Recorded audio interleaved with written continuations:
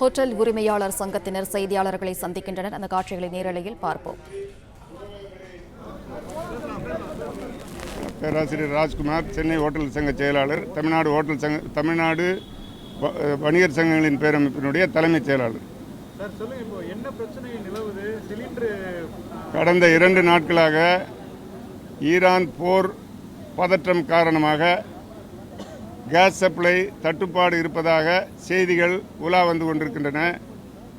அதன் அடிப்படையில் நேற்றே மாண்புமிகு பிரதமர் அவர்களுக்கும் மத்திய உள்துறை அமைச்சர்களுக்கும் பெட்ரோலியத்துறை அமைச்சருக்கும் சென்னை ஹோட்டல் சங்கம் மற்றும் தமிழ்நாடு வணிகர் சங்க பேரமைப்பிலிருந்து கடிதங்கள் அனுப்பப்பட்டிருக்கிறது. அந்த கடிதங்களின் அடிப்படையில் மாண்புமிகு முதல்வர் அவர்களுக்கும் தற்போது நிலவுகின்ற கேஸ் தட்டுப்பாட்டை உடனடியாக முடிவுக்கு கொண்டு வர எஸ்மா ஆக்ட் என்று சொல்லக்கூடிய அத்தியாவசிய பொருட்களின் அடிப்படையில் உள்ள அந்த சட்டம் 1968 அதை அமல்படுத்தி உணவகங்களை எஸ்மா சட்டத்தின் கீழ் கொண்டு வந்து அதற்குரிய கேஸ் தட்டுப்பாட்டை தவிர்ப்பதற்கான நடவடிக்கை எடுக்க வேண்டும் என முதல்வர் அவரிடம் நாங்கள் கோரிக்கை வைத்திருக்கிறோம். அந்த கோரிக்கை பரிசீலித்து உரிய நடவடிக்கை எடுப்பதாக முதல்வர் அவர்களும் தெரிவித்திருக்கிறார்கள். அதன் அடிப்படையில் இன்று மாலைக்குள் கேஸ் எந்தெந்த கம்பெனியில் எவ்வளவு இருப்பு இருக்கிறது என்பதை அரசுக்கு தெரியப்படுத்த வேண்டும் என்கிற செய்தியை அவர்கள் கோரியிருக்கிறார்கள். அதன் பிறகே மேற்கொண்டு நடவடிக்கை எடுத்து நிச்சயமாக உணவகங்கள் மூடப்படும் சூழ்நிலையை தவிர்ப்பதற்கான நடவடிக்கை தமிழக அரசும் மத்திய அரசும் எடுக்கும் என்கிற நம்பிக்கையோடு நாங்கள் எங்களுடைய கோரிக்கை சமர்ப்பித்திருக்கிறோம். ஏற்கனவே கேஸ் புக் பண்ணால் அப்போவே அன்னைக்கே கொண்டு வந்து சப்ளை பண்ணுவாங்க. இப்போ கேஸ் புக் பண்ணால் 2 நாள் 3 நாள் ஆகும்னு சொல்லிக்கிட்டு இருக்கிறாங்க. ஏன்னா எப்போவுமே கேஸ் வந்து 2 நாளைக்கு உரிய கேஸ் ஒவ்வொரு உணவகத்திலும் இருக்கும். அதற்கு மேலே அதை உள்ளதை கட்டாயம் நாங்கள் டெலிவரி எடுத்து தான் உணவுகள் தயாரிக்க முடியும். அந்த வகையில் 2 நாட்களுக்கு 48 மணி நேரத்திற்கு பின்னர் தான் முழுமையான நிலைமை தெரிய வரும். எந்த வகையிலும் உணவகங்கள் மூடப்படாத நிலை உருவாக்கப்பட வேண்டும் என்பதை தமிழ்நாடு வணிகர் சங்கங்களின் பேரமைப்பும் சென்னை ஹோட்டல் சம்பந்தம் மிகவும் அழுத்தமாக மத்திய மாநில அரசுகளுக்கு கருத்தை வலியுறுத்தி வருகிறது. மத்திய அரசு பண்ணியிருக்கு, ஆனால் மாநில அரசை எங்களை அதை இன்க்ளூட் பண்ணி அந்த இதில் கொண்டு வரணும். அதாவது உணவகங்களை எஸ்மா ஆக்ட் கீழே கொண்டு வந்துட்டா சப்ளை வந்து ரெகுலேட் பண்ணிடலாம். சென்னையை பொறுத்த வரைக்கும் வந்து வெளியூரில் தங்கி வேலை செய்கிறவங்க இந்த ஹோட்டல் நம்பி சாப்பிட்றவங்க அதிகமாக இருப்பாங்க.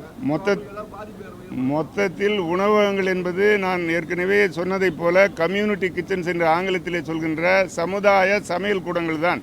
சமுதாய சமையல் கூடம் என்று சொல்கின்ற பொழுது ஒட்டுமொத்த பொதுமக்களுக்கான உணவை தயாரித்து விநியோகிக்கின்ற அந்த சேவை துறையிலே உணவகங்கள் இருக்கின்றன. ஆக சேவை சார்ந்த வணிகத்தை நாங்கள் நடத்தி கொண்டிருக்கிறோம். அதற்கு ஒரு இடையூறு என்று சொன்னால் ஒட்டுமொத்த பொதுமக்கள் பாதிக்கப்படுவார்கள் என்பதனால் மத்திய மாநில அரசுகள் விரைந்து இதில் கவனம் செலுத்தி உணவகங்கள் மூடப்படும் நிலையை தவிர்த்திட வேண்டும் என்று வலியுறுத்தியிருக்கிறது. ஏற்கனவே கர்நாடக மாநிலத்தில் பெங்களூரில் இன்றையிலிருந்து உணவகங்கள் மூடப்படுவதாக செய்திகள் வெளியிட்டிருக்கிறார்கள். அதே நிலை தமிழகத்தில் உருவாகிவிடக் கூடாது என்பதற்காக முன்கூட்டியே மாண்புமிகு முதல்வர் அவர்களை இன்று சந்தித்து கோரிக்கை வைத்திருக்கிறோம்.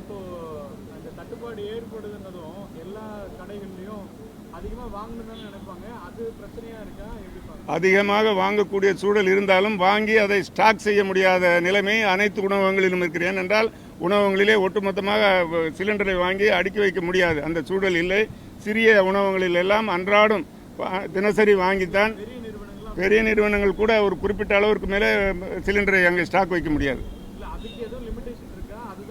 இல்லை, எவ்வளோ வேணாலும் முதல்ல வாங்கிக்கலான்னு இருந்தப்போ இப்போ வந்து ரெஸ்ட்ரிக்ஷன்ஸ் அவங்க வந்து ஆமாம்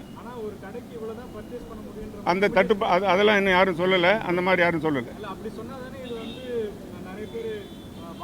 சப்ளை வந்து லேட் ஆகும்னு சொல்கிறாங்களே தவிர மற்றபடி இத்தனை சிலிண்டருங்கிற ரெஸ்ட்ரிக்ஷன்ஸ் இல்லை. அந்த அவங்கவுங்களுக்கு உண்டான தேவையை அவர்கள் பூர்த்தி செய்வதற்கான சப்ளை நிச்சயம் இருக்கும் என்று நம்புகிறோம்.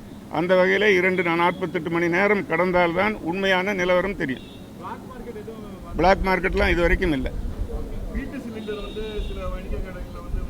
வீட்டு சிலிண்டர் பெரும்பாலும் நீங்கள் சொல்கிறது 99.9% நல்ல ஹோட்டல்களில் யாரும் யூஸ் பண்ண மாட்டாங்க.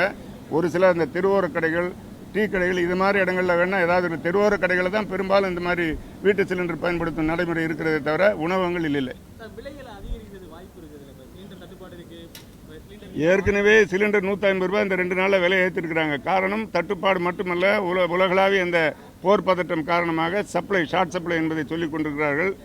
ஏற்கனவே எங்களுடைய மாநில தலைவர் விக்ரம் ராஜா நேற்று சொன்னதை போல ட்ரம்ப் அவர்களின் நடவடிக்கை காரணமாகத்தான் இந்த பதற்றமே ஒட்டுமொத்தமாக. இல்லை, ஃபுட்டோட ரேட்லாம் இதனால் எனக்கு அதாவது ஒரு வருஷத்தில் எப்போவோ ஒரு முறை தான் இந்த விலைவாசி ஏற்றங்கள் இருக்குமே தவிர நினைச்சபடி இன்னைக்கு ஏற்றி நாளைக்கு விற்க முடியாது. அந்த நிலைமை உணவகங்கள் எப்பொழுதுமே இல்லை. இல்லை இல்லை இல்லை இல்லை இல்லை அதான் அவர் நடவடிக்கை எடுக்கிறதா உறுதியளிச்சிருக்காங்க. அதுக்காக தான் இன்றைக்கி கேஸ் எவ்வளோ இருப்பு இருக்குது, கம்பெனிகளில் எவ்வளோ இருப்பு இருக்குன்றது இன்றைக்கி மாலைக்குள்ளே அரசினுடைய கோரிக்கை தீர்வு காணப்படும். அதுக்கப்புறம் அவங்க என்ன சொல்கிறாங்களோ அதை நடவடிக்கை எடுப்பாங்கன்னு நம்புகிறோம். ஆயில் நிறுவனங்களில் அது ஜென்ரலாக விடுற அறிக்கை தான். உண்மையிலே உலகளாவே தட்டுப்பாடு இருக்கிறது எல்லாருக்குமே தெரியுது. அன்றாட தினசரி செய்திகள் வந்து கொண்டிருக்கிறது. காரணம், அந்த ஹோர்மஸ் கால்வாய் என்கின்ற நீரிணை அந்த ஈரான் கண்ட்ரோலில் இருக்குது. அதை திறந்தால் தான் எல்லாமே கேஸோ பெட்ரோலோ எல்லாம் வர்றதுக்கான வாய்ப்புகள் இருக்கும். ட்ரம்ப் சொல்கிறது போல் இந்த 2-3 நாள் போர் முடிஞ்சிட்டா எல்லாமே சரியாயிடும்னு நம்பிக்கிறோம். அவ்வளோதான். இன்றைக்கெல்லாம் செயல்படுது. அதான் 48 மணி நேரம் கழித்து தான் உண்மை நிலவரம் தெரிய வரும். பிளே ஸ்டோர் மற்றும் ஆப் ஸ்டோரில் இருந்து பாலிமர் செயலியை QR கோடு மூலம் பதிவிறக்கம் செய்யுங்கள். செய்திகளை உடனுக்குடன் பெறுங்கள்.